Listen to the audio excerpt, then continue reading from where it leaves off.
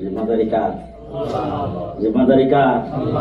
মুহাম্মদ রাসূলুল্লাহ সাল্লাল্লাহু আলাইহি ওয়াসাল্লাম তখন তো মৃত্যুর সময় রাসূল সাল্লাল্লাহু আলাইহি ওয়াসাল্লাম উম্মতকে বলছেন, বলেন নাই? লম্বা চূড়া হাদিস হুজুর আকরাম সাল্লাল্লাহু আলাইহি ওয়াসাল্লামের সেই হাদিসে পাকে আসছে, সর্বপ্রথম হাসরের ময়দানে আমার নবী উঠবে।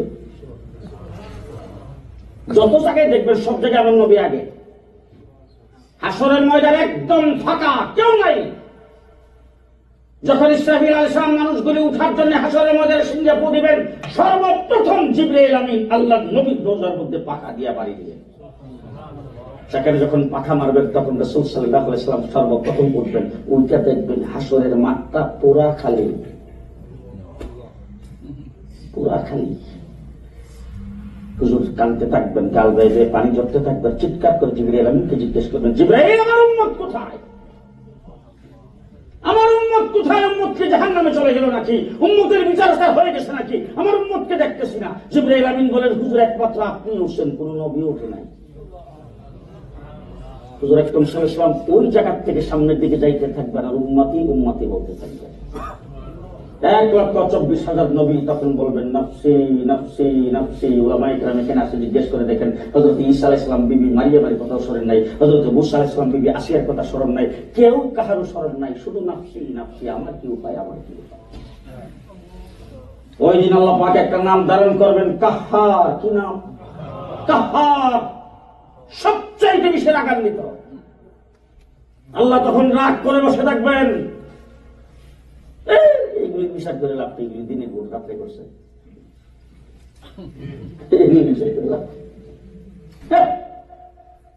এগুলি দেশের সম্পদ, নিজের সম্পদ মনে করে লুণ্ঠন করছে, এগুলি বিচার করে লাভ।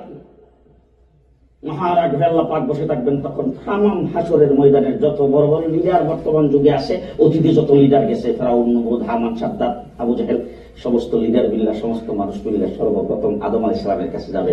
যাই বলবেন, ও আদম, আপনি হলেন সর্বপ্রথম মানব, আপনাকে আল্লাহ পাক কুদরতি হাতের দ্বারা বানিয়েছিল, আপনাকে আল্লাহ সবচেয়ে বেশি মহব্বত করত, আপনাকে আল্লাহ পাক জান্নাতের মধ্যে রাখছিল, আপনাকে সফিউল্লাহ উপহার দিয়েছিল, আপনি তো আল্লাহ পাকের দরবারে মুরব্বী হিসেবে একটু সুপারিশ করেন। হযরত আদম আলাইহিস সালামকে সম্ভব না, আমার পক্ষে সম্ভব না। বলে কেন সম্ভব না? আল্লাহ পাক বলছিল, লা তাকরাবু হাযিহি শাজারা ফাতাকুনা মিনাজ জালিমিন, এই যে গাছটার কিনারেও যেন না যায়। আমি গাছের কিনারেও গেছিলাম, ফলও খাইছিলাম, তারপর যদিও আল্লাহ পাক আমাকে নিষ্পাপ বানায় দিয়েছেন, মাফ করে দিয়েছেন, কিন্তু আজকে যে রাগ, যদি আবার ফাইলটা টান দেয়, কথা বুঝেন নাই দাদা?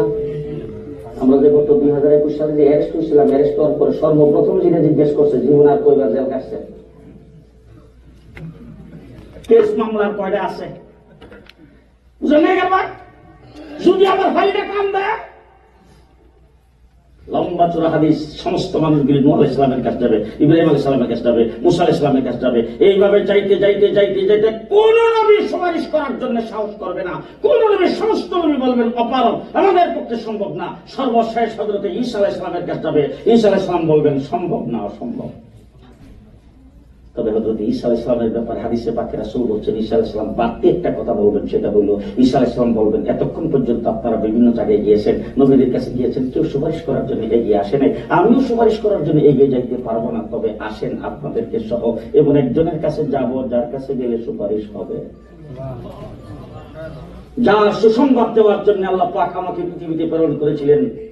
মুবাশশিরাম বিরাসূল ইয়াতি মিন বাদি ইসমুহু আহমদ। আমি আহমদ নবীর সুসংবাদ নিয়ে পৃথিবীতে গিয়েছিলাম, সেই আহমদ নবীর কাছে যাব, যিনি আল্লাহ পাকের হাবিব, তার কাছে গেলে সুপারিশ হবে। 1,24,000 পয়গম্বর থাকবে, তামাম পৃথিবীর সমস্ত লিডাররাও থাকবে। যাইয়া হুজুর আকরাম সাল্লাল্লাহু আলাইহি ওয়াসাল্লামের কাছে সকলে আত্মসমর্পণ করে বলবে, আপনি আল্লাহর দরবারে সুপারিশ করেন। রাসূল সাল্লাল্লাহু আলাইহি ওয়াসাল্লাম বলবেন, না আমি পারবো না, এই কথা বলবেন না। হুজুর বলবেন, হ্যাঁ আনা। আল্লাহ পাক আমাকে এটা অনুমতি দিয়েছেন, আমি আজকে সুপারিশকারী।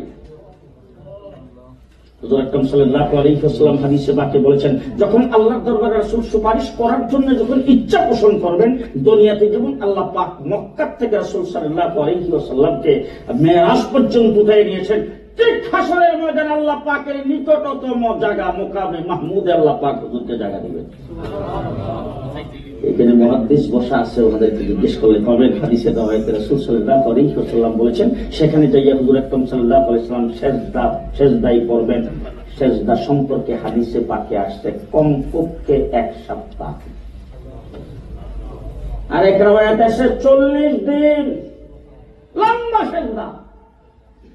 রাসূলুল্লাহ সাল্লাল্লাহু আলাইহি ওয়াসাল্লাম বলেছেন, রূহের জগৎ থেকে শুরু করে আমার রাসূলের নাম হলো আহমদ, দুনিয়াতে আসার পরে তার নাম হয়েছে মুহাম্মদ। হুজুর আকরাম সাল্লাল্লাহু আলাইহি ওয়াসাল্লাম রূহের জগতে, হুজুর আকরাম সাল্লাল্লাহু আলাইহি ওয়াসাল্লাম পৃথিবীতে আসার আগে আল্লাহ পাকের প্রশংসা করতেন, সেখানে ছিল প্রশংসাকারী, আর দুনিয়াতে আসার পর হয়েছেন প্রশংসিত। সেই নবী মুহাম্মদুর রাসূলুল্লাহ সাল্লাল্লাহু আলাইহি ওয়াসাল্লাম বলেন, আমি হাসরের ময়দানে ওই জায়গার ভিতরে যে মাকামে মাহমুদের সেজদায় যায় যে আল্লাহ পাকের প্রশংসা করতে থাকবো, আল্লাহ পাকের বরত্ব যে সেজদায় যায় বর্ণনা করতে থাকবো।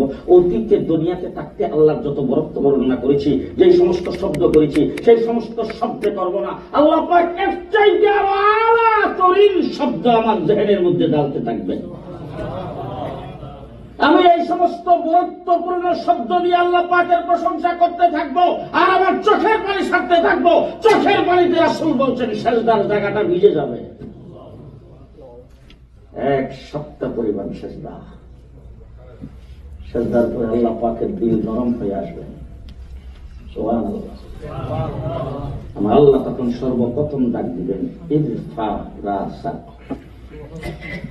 ও আল্লাহর হাবিব মাথা উঠান। রাসূলুল্লাহ সাল্লাল্লাহু আলাইহি ওয়াসাল্লাম হাদিসে পাকে বলছেন, আমি তখন মাথা উঠাবো না, মনে মনে ভাববো দাবি আদায় করার এখনই সময়, এখনই দাবি আদায় করার সময়, পুরো দাবি আদায় করে তারপরে মাথা উঠাইতে হবে। রাসূল বলেন, আমি সেজদায় দেয়া চিৎকার করতেই থাকবো, কান্নাকাটি করতেই থাকবো, আল্লাহর প্রশংসা করতেই থাকবো। 2 নম্বর আল্লাহ পাক ডাক দিয়ে বলবেন, সালতুতা, কি চাইবেন চান, আপনি সওয়াল করেন আমি দেব। হুজুর আকরাম সাল্লাল্লাহু আলাইহি ওয়াসাল্লাম বলেন, তখন আমি মাথা উঠাবো না, মনে মনে ভাববো আল্লাহ পাকের দিল নরম হয়ে গেছে, আরো নরম হোক, আরো নরম হোক। আল্লাহ নবী বলেছেন, তখন সেজদায় পড়ে আবার আমি চিৎকার করতে থাকবো, কান্নাকাটি করতে থাকবো, আর আমি প্রশংসা করতে থাকবো, সেজদা আরো লম্বা হইতে থাকবে। 3 নম্বরে আল্লাহ রাব্বুল আলামিন ডাক দিয়ে বলবেন, ইশফা তুশাফা, আল্লাহর হাবিব আপনি সুপারিশ করেন, আমি সুপারিশ কবুল করব। রাসূল বলেন, তখনও মাথা উঠাবো না, আমি সেজদায় পড়ে তখন প্রশংসা করতে থাকবো, আমি কান্নাকাটি করতে থাকবো। সর্বশেষ আল্লাহ আমাকে ডাক দিয়ে বলবেন, কুল তুশফা, ও হাবিব আপনি চাইতে দেরি হবে, আমি আল্লাহ আপনাকে দিতে দেরি হবে না। মুহাম্মদুর রাসূলুল্লাহ সাল্লাল্লাহু আলাইহি ওয়াসাল্লাম হাসরের ময়দানে আল্লাহ পাক ঘোষণা করবেন, সমস্ত নবী বিনা হিসাবে জান্নাতি। কি জন্য জান্নাতি? বেগুনাহ মাসুম। কথা বলেন, নবী মাসকান্দ যারা বলেন হার দিয়ে কইবেন, নবী বেগুনাহ মাসুম, নবীর দ্বারা গুনাহ, নবীর দ্বারা গুনাহ, নবী গুনাহ করতে পারে না। তার কারণ হলো নবী কি বুড়ে হয় ইলেকশনে, সিলেকশনে, যে স্পিকারে বানায়, নবী কে বানায়? নবী কে বানায়? আল্লাহ বানায়। সুতরাং নবী সিলেকশন করেন আল্লাহ, নবী বানায় আল্লাহ, কোন গুনাহগারকে আল্লাহ পাক নবী বানায় না।